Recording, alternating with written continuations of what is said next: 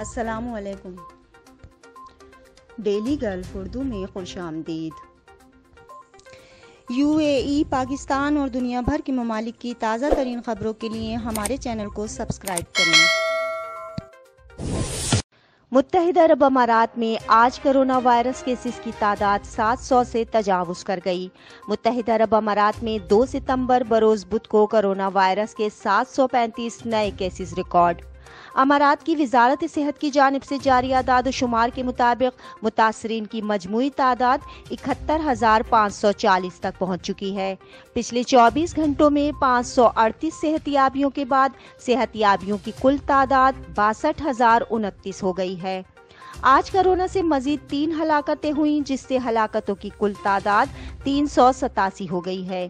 مملکت میں مزید 80,000 نئے ٹیسٹ بھی کروائے گئے، جبکہ ایکٹیو کیسز کی کل تعداد 9,124 ہو گئی ہے۔ سعودی عرب کا اہم فیصلہ۔ سعودی عرب نے متحدہ عرب امارات کے طیاروں کو کسی بھی ملک میں پرواز کے لیے اپنی ایئر اسپیس استعمال کرنے کی باقاعدہ اجازت دے دی، جس سے واضح ہے کہ اب متحدہ عرب امارات کے طیارے اسرائیل جانے کے لیے بنا کسی روک ٹوک کے سعودی ایئر اسپیس استعمال کر سکیں گے۔ سعودی عرب کی جانب سے یہ اہم پیش رفت حال ہی میں پہلا اسرائیلی طیارہ متحدہ عرب امارات لینڈ کرنے کے بعد دیکھنے میں آئی۔ اسرائیلی طیارہ سعودی عرب کی فضاؤں سے ہوتا ہوا متحدہ عرب امارات پہنچا۔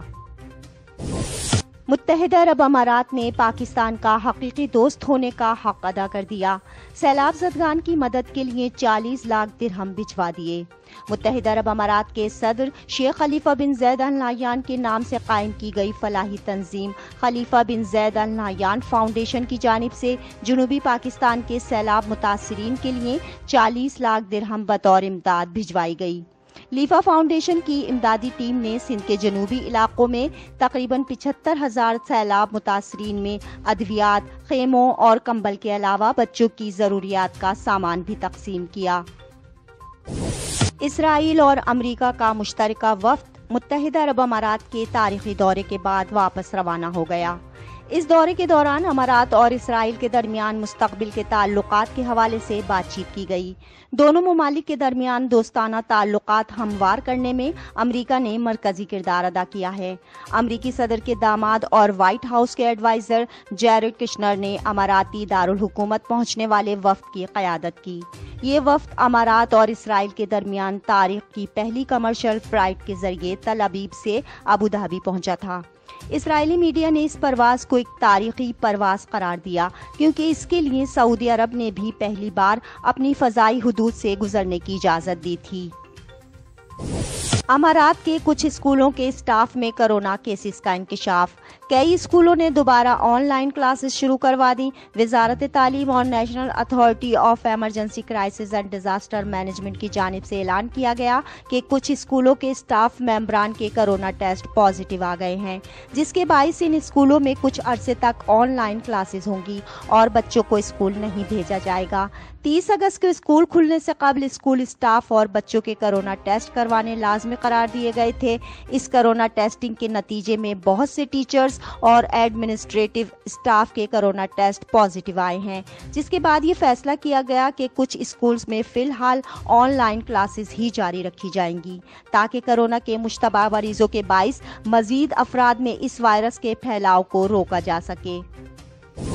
ابوظہبی ریسٹورینٹ دھماکے میں ہلاک افراد کی شہریت کی تصدیق کر دی گئی۔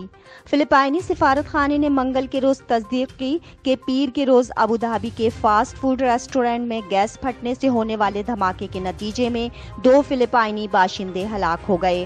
سفیر ہجائلین ایم کوئنٹانا نے ہلاک افراد کے اہل خانہ سے تعزیت کا اظہار کیا اور جاں بحق افراد کے لواحقین سے رابطہ کرتے ہوئے تمام ضروری امداد کی فراہمی کی یقین دہانی کرائی۔ سفارت خانہ متحدہ عرب امارات کے حکام کے ساتھ مل کر کچھ زخمی فلپائنیوں کے بارے میں تفصیلات حاصل کرنے کے لیے کام کر رہا ہے، جنہیں معمولی زخم آنے پر علاج کے لیے ہسپتال منتقل کیا گیا تاکہ انہیں مناسب مدد فراہم کی جا سکے۔ ابوظہبی سے براہ راست تل ابیب پروازوں کی تیاریاں۔ متحدہ عرب امارات اور اسرائیل کے درمیان کمرشل پروازوں کا آغاز ہونے کے بعد ابوظہبی کی اتحاد ایئر ویز نے امارات کا سفر کرنے کے خواہش مند اسرائیلیوں کو ٹکٹس کی فروخت شروع کر دی ہے۔ اتحاد ایئر ویز کے ترجمان کی جانب سے بتایا گیا ہے کہ امارات اور اسرائیل کے درمیان پروازوں کے لیے ٹکٹس کی فروخت اسرائیلی فضائی کمپنی ٹیل ایویشن کے ذریعے کی جا رہی ہے، جو دنیا بھر میں ایئر لائنز کی مارکیٹنگ اور ٹکٹوں کی فروخت کے حوالے سے اپنی شہرت رکھتی ہے۔ اب تک کے لیے اتنا ہی، اگلے بلیٹن تک کے لیے خدا حافظ۔